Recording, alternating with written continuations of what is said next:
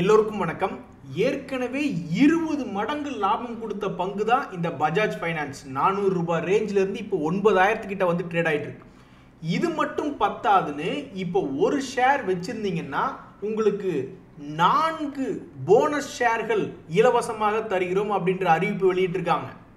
இப்படி ஒரு லாபம் கொடுக்கக்கூடிய பங்குகளை நீங்க 10 வருஷமா வச்சிருந்தீங்கன்னா உண்மையிலேயே நீங்க கெத்து தாங்க ஸ்டாக் மார்க்கெட்ல. அப்படி 10 வருஷமா யாராவது ஒருத்தர் வச்சிருக்கீங்கன்னா கமெண்ட்ல பதிவிடுங்க. உங்களை இந்த உலகமே பாராட்டணும். இதுல இன்னொரு முக்கியமான தகவல் என்னன்னா, 9000 ரூபாய்க்கு பக்கத்துல இருக்கக்கூடிய இந்த பங்குல 2 விஷயம் நடக்க போகுது. முதல்ல ஸ்பிளிட்டும் பண்ண போறாங்க, அதுக்கப்புறம் போனஸும் கொடுக்க. இவர்தான் குமார், இவருக்கு இதுதான் வேலை அப்படின்ற மாதிரி. என்னடா இந்த ரிலையன்ஸ் அப்படின்ற பங்கு ஒரு மாதமாக எந்த விதமான மூவ்மெண்ட்டும் இல்லை. இவன் மூவ் ஆகாத ஒரே காரணத்தினால தான் நம்மளுடைய நிஃப்டி 50 இண்டெக்ஸ் டைரக்ஷன் எடுக்க முடியாமல் இருக்கான். யாரா இதுக்கு செய்வன வச்சது, தீங்கு விளைவிச்சது அப்படின்னு பார்த்துட்டு இருந்தாக்கா ஒரு நண்பர் ஒருத்தர், குமார்னு ஒருத்தர், இப்போதான் நான் சமீபத்தில் ரிலையன்ஸ் அப்படின்ற பங்கு ஒன்று வாங்கினேன், அதுலேருந்தே நிஃப்டி கீழே தான் போயிட்டு இருக்கு அப்படின்ற மாதிரி கமெண்ட் போட்டிருக்காப்புல. உண்மையிலேயே சமீபத்தில் இந்த நிஃப்டி நகராதனால தான், இந்த ரிலையன்ஸ் நகராதனால தான் இந்த நிஃப்டியும் பெருசாக நகரல. தனியே இந்த ரிலையன்ஸ் கம்பெனிக்கு தான் தனியாக ஒரு விளக்கு பூஜை போடணும் போல. இவன் பாட்டுக்கு இதுக்கு முன்னாடி எப்படி சொல்றன்னு மேலே வந்தானோ அவன் தான் நம்ம மார்க்கெட்டே தூக்கி விட்டான். ஸோ மறுபடியும் அவன் என்னைக்கு தான் மூவ் ஆவான் அப்படின்றது தெரியாமையே இருக்கு. நண்பர்களே, எனக்கு தெரிஞ்சு நிறைய பேர் பெருசாக பிளான் போட்டுக்கிட்டு இருக்காங்க. பெரிய அப்பார்ட்மெண்ட் மாதிரிலாம் கட்டி விட்டு அதில் ஒரு 6 வீடு 5 வீடு, அட கடைசிக்கு ஒரு 10,000 ரூபாயாவது மாதம் வாடகை வரணும் கடைசி நேரத்தில், ரிட்டையர்மெண்ட் ஆகிற சமயத்தில் அப்படின்ற மாதிரி நிறைய பேர் பெருசாக பிளான் போட்டுக்கிட்டு இருக்காங்க. ஆனால் அதுக்கெல்லாம் இன்றைய காலகட்டத்தில் விலைவாசி ரொம்பவுமே உயர்வாயிடுச்சு. 3 விஷயம்: லேண்டு, பில்டிங்க்கு உண்டான மெட்டீரியல் காஸ்ட்டு, அதுக்கு உண்டான வேலையாட்களினுடைய கூலி, 3மே ஏறி போச்சு. நம்மளுக்கு இப்படி போட்டு விட்ட மாதிரி நீ நம்ம எங்கே வீடு கட்டுறது, 10,000 வாடகை வாங்குறது அப்படின்ற மாதிரி. ஷேர் மார்க்கெட்டுக்கு எதுக்கு நம்ம வர்றோம்? அட மாதம் ஏதாவது ஒரு அமௌண்ட் கிடைச்சா பரவாயில்லையே அப்படின்ற மாதிரி தான் வரோம்.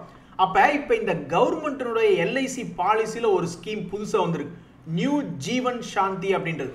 ஒரே ஒரு முறை ஒரு பணத்தை கட்டி விட்டுட்டோம்னாக்கா குறிப்பிட்ட காலத்துக்கு அப்புறம் நம்மளுடைய வாழ்க்கையினுடைய கடைசி காலம் வரைக்கும் மந்த்லியோ அல்லது குவார்டர்லியோ அல்லது வருஷத்துக்கு ஒருக்காகவோ எப்படி வேணுமோ அப்படி ஒரு ரிட்டையர்மெண்ட் பென்ஷன் அப்படின்றது கொடுத்துக்கிட்டே இருக்காங்க.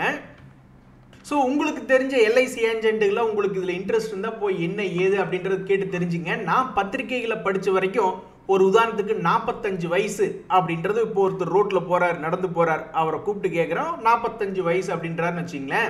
அப்படி 45 வயசு இருக்கிறவங்க ஒரு 10 லட்சம் ரூபாய் என்பது அந்த ஒன் டைம் அப்படின்ற டெபாசிட் மாதிரி பண்ணிட்டு 12 வருஷம் கழிச்சு நான் எடுத்துக்க ஆரம்பிக்கிறேங்க. இம்மிடியேட்டாக எடுத்தால் எனக்கு அமௌண்ட் கம்மியாக தானே வரும். இப்போ 10 லட்சத்துக்கு கட்டி அடுத்த வருஷத்துலேருந்தே எனக்கு ரிட்டைர்மெண்ட் பண்ண மாதிரி கொடுத்துருங்கன்னா அதுக்குண்டான வருமானம் கொஞ்சம் கம்மியாக வரும். அதுக்கு பொதுவாக 12 வருஷம் ஆடாமல் அசையாமல் நான் அப்படியே விட்டுறேன். 12 வருஷம் கழிச்சு என்னுடைய கடைசி காலம் வரைக்கும் தொடர்ந்து நீங்கள் ஒரு மாதத்துக்கு ஒருக்கா 11,400 ரூபா கொடுக்குற மாதிரி கேரண்டி பண்ணி தரீங்களா அப்படின்ற மாதிரி கேட்டாங்கன்னா அதுக்கெல்லாம் இந்த மாதிரி ஸ்கீம் அவைலபிலிட்டி அப்படின்றது இருக்கு. ஸோ அப்போ நம்ம போயிட்டு ஒவ்வொரு எல்ஐசி ஏஜென்ட், நல்லா விவரம் தெரிஞ்ச எல்ஐசி ஏஜென்ட்ட நல்லா துருவி கேட்கணும். அப்போ டெத் பெனிஃபிட்னு போட்டிருக்கீங்களே, அந்த டிஃபர்மெண்ட் பீரியட் 12 வருஷம் வரைக்கும் மட்டும்தானா, அல்லது ஒருத்தர் பாலிசி போட்டவர் 45 வயசில் போடுறாரு, 100 வயசில் இறந்துடுறாரு, 100 வயசுல இறந்ததுக்கு அப்புறம் அந்த நாமினிக்கு ஏதாவது டெத் பெனிஃபிட் ஏதாவது ஒரு கால்குலேஷன் போட்டு கொடுப்பீங்களா அப்படிங்கிற எல்லா டீட்டெயிலும் கேட்டுக்கணும். ஸோ இந்த காலத்தில் ஒரு 50 லட்சம் அப்படின்ற மாதிரி வீடு கட்டி வாடகை கூட்டாதான் ஒரு 10,000 ரூபா கிடைக்குது அப்படின்ற மாதிரியான சமயத்தில் 10 லட்சத்திலிருந்தே 10,000 கீது மாத வருமானம் வர்ற மாதிரி கடைசி காலம் வரைக்கும் ஏதாவது வாய்ப்பு இருக்குது அப்படின்னா இந்த மாதிரிலாம் இருக்குது நாட்டுக்குள்ள. நண்பர்களே, நம்மளுக்கு ஒரு விஷயம் பண்ணணும்னா இந்த விஷயத்தை இப்படித்தான் பண்ணணும் அப்படின்னு ஒரு ட்ரேடிங் அக்கௌண்ட்டில் தெரிஞ்சுக்கணும்னு வச்சுங்களேன், நம்மளுக்கு புரோக்கர்கள் தான் ஹெல்ப் பண்ணணும். ஒரு புரோக்கர்கிட்ட ட்ரேடிங் அக்கௌண்ட் ஓப்பன் பண்ணியிருக்கோம்னா அவங்கள பார்த்து இப்படி ஒரு சப்போர்ட் டிக்கெட் போட்டு ஹெட்ஜிங்னா என்ன, அது எப்படி பண்ணுறதுன்னு அவங்ககிட்ட தான் கேட்கணும். ஸோ அப்போ ஹெட்ஜிங் அப்படின்றது ஒரு நண்பர் என்ன பண்ணியிருக்கார் அப்படின்னு பார்த்தீங்கன்னாக்கா, என்கிட்ட ஒரு பொசிஷன் இருக்குது, நான் வந்து என்னுடைய ட்ரேடிங் அக்கௌண்ட்டில் ஒரு ஸ்டாக் ஒன்று வாங்கியிருக்கேன், அது ஒரு நல்ல பங்கு தான், ஆனால் ஒருவேளை அந்த பங்கு கீழே போயிடுச்சுன்னு என்ன பண்ணுறேன்னு சொல்லிட்டு நான் ஒரு 5,600 ரூபா கொடுத்து ஒரு புட் ஆப்ஷன் ஒன்று வாங்கினேன்.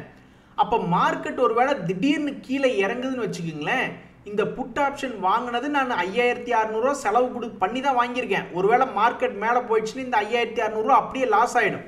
பட் மார்க்கெட் ஒருவேளை கீழே இறங்குற மாதிரி இருந்ததுனாக்கா எனக்கு கிட்டத்தட்ட இதில் ஒரு 19,000 ரூபா பக்கத்துல லாபம் வரும்.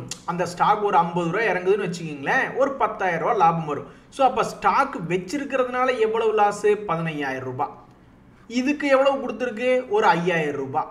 ஆனால் அந்த புட் ஆப்ஷன் கீழே இறங்குன்னு சொல்லி வாங்கி ஹெட்ஜ் பண்ணதில் எவ்வளோ லாபம் வரும்னா ஒரு 10,000 ரூபா. ஆக மொத்தம் என் பொசிஷனில் மார்க்கெட் இறங்கும் போது இறங்கிய வீழ்ச்சியில் எனக்கு எந்த விதமான பிரச்சனையும் இல்லாமல் போயிடும். அதே மார்க்கெட் மேலே போயிடுச்சுன்னா நான் ஹெட்ஜிங் பண்ண இந்த 5,600 ரூபா மட்டும்தான் எனக்கு நஷ்டம் அப்படின்ற மாதிரி ஒரு கணக்கு சொல்லியிருக்காப்புல.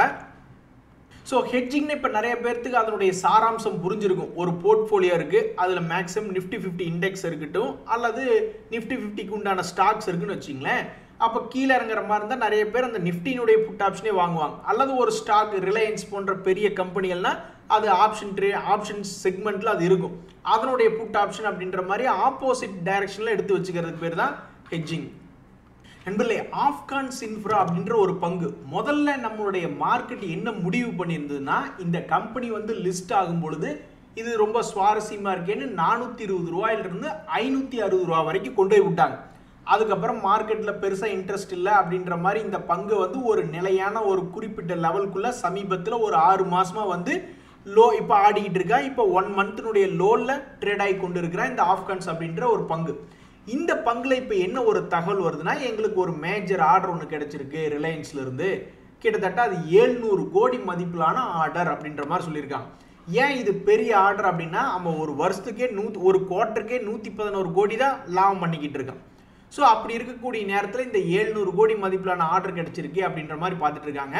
இந்த கம்பெனியினுடைய முதலீட்டாளர்களை பொறுத்த வரைக்கும் இன்னும் பெருசாக எந்த மாற்றம் வரல. எஃப்ஐஸும் சரி டிஐஸும் சரி அவங்க இதுக்கு முன்னாடி என்ன ஹோல்டு பண்ணிட்டு இருந்தாங்களோ அதே தான் இப்போ லேட்டஸ்ட் குவார்ட்டர்லையும் ஹோல்டு பண்ணிக்கிட்டு இருக்காங்க. இதுதான் இந்த ஆப்கான்ஸ் இன்ஃப்ரா அப்படின்ற பங்கு சம்பந்தப்பட்ட தகவல். என்னை சிவனே இருக்க விட மாட்டீங்களேயா? நானே ஏதாவது ஒரு வகையில் ஏறலாமா வேண்டாமான்னு கரெக்டாக 200 டேஸ் மூவிங் ஆவரேஜ் கிட்ட நின்று யோசிச்சுட்டு இருக்கேன் அப்படின்ற மாதிரி இந்த ஐடிசி ஷேர்னுடைய விலைகளில் 2 தகவல்கள். ஒன்று, இந்த share price 200 days moving average பக்கத்தில் ஆடிட்டு இருக்கான். இந்த பங்குமே 2 மாதமாக குறிப்பிட்ட லோ குறிப்பிட்ட ஹைக்குள்ளேயே ஆடிக்கிட்டு இருக்கு. இப்படி இருக்கக்கூடிய இந்த நேரத்தில் அவங்க சொல்கிறாங்க, நாங்களா போய் எதுவும் கேட்கலப்பா, அந்த என்எஸ்சி சஸ்டைனபிலிட்டி ரேட்டிங்ஸ் அப்படின்னு ஒரு நிறுவனம் இருக்குது, அவங்க தான் எங்களுக்கு இந்த ரேட்டிங் கொடுத்துருக்காங்க, வாலண்டரிலி அசைன் பண்ணியிருக்காங்க அப்படின்ற ஒரு தகவலை சொல்கிறாங்க. எங்களுக்கு வந்து ரேட்டிங் 67, இஎஸ்ஜி ரேட்டிங் 67 அப்படின்னு கொடுத்துருக்காங்க அப்படின்ற மாதிரி ஒரு தகவல். ஸோ இந்த ஐடிசி பங்கு ஒரு மிக முக்கியமான இடத்துல இருக்கும்போது இப்படி இஎஸ்ஜி ரேட்டிங் 67 அப்படின்ற ஒரு தகவல் ஒன்று வந்திருக்கு. இது மட்டும் இல்லாமல் என்எஸ்சியினுடைய சப்சிடரி தான் இந்த நிறுவனம். NSC sustainability ratings and analytics அப்படின்ற நிறுவனம் என்எஸ்சி எக்ஸ்சேஞ்சினுடைய ஒரு சப்சிடரி. இந்த சமயத்தில் இவங்க வந்து இன்னும் சில கம்பெனிகளுக்கு ரேட்டிங் ஒன்று கொடுத்துருக்காங்க. அதானியினுடைய group, Adani green, Adani ports அப்படின்ற பங்குகளுக்குமே இந்த ரேட்டிங் என்பது கொடுத்துருக்காங்க. இவங்களுக்கு 67 அப்படின்ற ரேட்டிங் கொடுக்கப்பட்டுள்ளது. அதானி போர்ட்ஸ் அப்படின்றவங்களுக்கு 69 அப்படின்ற ரேட்டிங் கொடுக்கப்பட்டிருக்கிறது. அதே மாதிரி இந்த அதானி கிரீன் அப்படின்ற நிறுவனத்துக்கு 74 அப்படின்ற ஒரு ரேட்டிங் கொடுக்கப்பட்டுள்ளது. இந்த ஐடிசி வச்சிருக்கக்கூடிய ட்ரேடர்ஸ் நினைப்பாங்க, இந்த ரேட்டிங்கை வச்சுட்டு நாங்கள் என்னையா பண்ண போகிறோம், நீ கீழேருந்து மேலே ஏறினா ப்ரைஸ் ஏறினா தானே எங்களுக்கு ஒரு சந்தோஷம் அப்படின்ற மாதிரி நினச்சிக்கிட்டு இருப்பாங்க. எது எப்படியோ தற்போதைக்கு அந்த இஎஸ்ஜி ரேட்டிங் அப்படின்ற தகவல் இந்த 3 பங்குகள் இப்போ லேட்டஸ்ட்டாக வந்திருக்கு. கொஞ்சம் கூட சந்தோஷம் இல்லாத ஒருத்தர் காட்டுங்க ஸ்டாக் மார்க்கெட்டில் அப்படின்னா அது இந்த Utkarsh small finance bank share அப்படின்னு வச்சிருக்கிறவங்கள தான் காட்ட முடியும். ஏன் அப்படின்னா இந்த பங்கு தொடர்ந்து 70 ரூபா ரேஞ்சில் இருந்து இப்போ 24 ரூபாய்ன்னு வந்து கொஞ்சம் கூட எந்திரிக்காமல் அப்படியே இருக்குது. இப்படி இருக்கக்கூடிய இந்த உத்கர் ஸ்மால் ஃபினான்ஸ் பேங்க் அப்படின்ற நிறுவனத்தில் 2% என்பது டிவிடெண்ட் ஈல்டாக கொடுத்துட்டு இருந்தாங்க. ஆனால் இதில் இப்போ ஒரு மிகப்பெரிய ஒரு தகவல் என்னென்னா, இதுக்கு முன்னாடி குவார்ட்டரில் 168 கோடி ஷாக்கிங்காக ஒரு லாஸ் அப்படின்ற மாதிரி ரிப்போர்ட் பண்ணிட்டு இருந்தவங்க இப்போ வெறும் 2.97 கோடி பாசிட்டிவ் அப்படின்றது காமிச்சிருக்காங்க. பழையபடி இவங்க என்னைக்கு ஒரு 100 கோடி லாபம் என்பது அடுத்தடுத்த குவார்ட்டரில் காமிக்கிறாங்களோ அப்போ தான் இது பழைய நிலைமைக்கு திரும்பி இருக்கு அப்படின்ற மாதிரி அர்த்தம். இப்போ இந்த நேரத்தில் எஃப்ஐஎஸ் பெருசாக இந்த பங்கில் மாட்டிக்கல, வெறும் 1% ஹோல்டு பண்ணிக்கிட்டு இருக்காங்க. டிஐஸ் இதுக்கு முன்னாடி 13% மாட்டிக்கிட்டு இருந்தாங்க, அதில் பாதி வெளியே வந்துட்டாங்க 7%. பப்ளிக் தான் முதல்ல 15% வச்சிருந்தாங்க, இப்போ 23% போய் உள்ள லாக் ஆயிருக்காங்க. இவங்களுக்கெல்லாம் இனி நல்லது நடக்குமா இல்லையா அப்படின்றது தெரியல. ஸோ இந்த உத்கர் ஸ்மால் ஃபினான்ஸ் பேங்க்ல தற்போதை வரைக்கும் ஒரு 10% ஒரு 15% திடீர்னு ஒரே நாளில் லாங் கேண்டில் ஒரு இன்ட்ரெஸ்ட் என்பது மார்க்கெட்டில் இப்போ வரைக்கும் வரல. ஏதாவது ஒரு காரணத்தினால 10-15%, இதுக்கு முன்னாடிலாம் பார்த்தீங்களா ஏதோ ஒரு காரணத்தினால திடீர்னு ஒரு லாங் கேண்டில் அப்படின்ற மாதிரிலாம் போடணும்ல. இதுக்கு முன்னாடி ஒரு முறை ஏதோ ஒரு பிரச்சனையில் மார்க்கெட்டில் ஏதோ ஒரு இன்ட்ரெஸ்ட் வந்து திடீர்னு ஒரு பெரிய வாலட்டிலிட்டி அப்படின்றது காமிச்சிருக்கான். அப்புறம் அது உடைச்சதுக்கு அப்புறம் அது கீழே போயிட்டு மறுபடியும் மேலே வரும்பொழுது அந்த லாங் கேண்டில தாண்டவே முடியல, மறுபடியும் கீழே வந்தவன் இன்னும் கீழேயே தான் இருக்கான். ஸோ இவங்களுக்கெல்லாம் எப்போ சந்தோஷம் வந்து என்ன ஒன்றுமே புரியாமல் இருக்கு நண்பர்களே. இந்த ரெயில்டெல் அப்படின்ற ஒரு நிறுவனம், இந்த பங்கு கடன் இல்லாத ஒரு கம்பெனி, அதே சமயம் 0.64 கொஞ்சம் குறைவான டிவிடெண்ட் கொடுக்கக்கூடிய கம்பெனி. இதனுடைய சமீபத்தினுடைய ரிசல்ட் என்பது நல்லா தான் கொடுத்துருந்தா, 60-70 கோடி தான் அவனுடைய மாமூலான லெவல். திடீர்னு இந்த லேட்டஸ்ட் குவார்டர்ல 113 கோடி லாபம்னு காமிச்சான். இதை தொடர்ந்து இந்த பங்கு சமீபத்தில் 240 ரூபா இருந்தவன் ஒரு பங்குக்கு 200 ரூபாய் வீதம் ஏறி இப்போ அவனுடைய பலகை 444 வந்திருக்கான். இந்த சமயத்தில் இந்த கம்பெனியில் என்ன ஒரு தகவல், 15 கோடி அதே மாதிரி 243 கோடின்னு இவங்களுக்கு சமீபத்தில் சில ஆர்டர்கள் கிடைச்சிருக்கு. சனி ஞாயிறானா ஏன் ராமலிங்கம் எங்கள் ஏரியாக்குள்ளே வந்து கலவரம் பண்ணுறா அப்படின்னு ஒருத்தர் ராமலிங்கம்னு ஒருத்தர் இருந்தார், ரொம்ப தகராறு பண்ணிக்கிட்டு இருந்தார் கடந்த சில வாரங்களாகவே.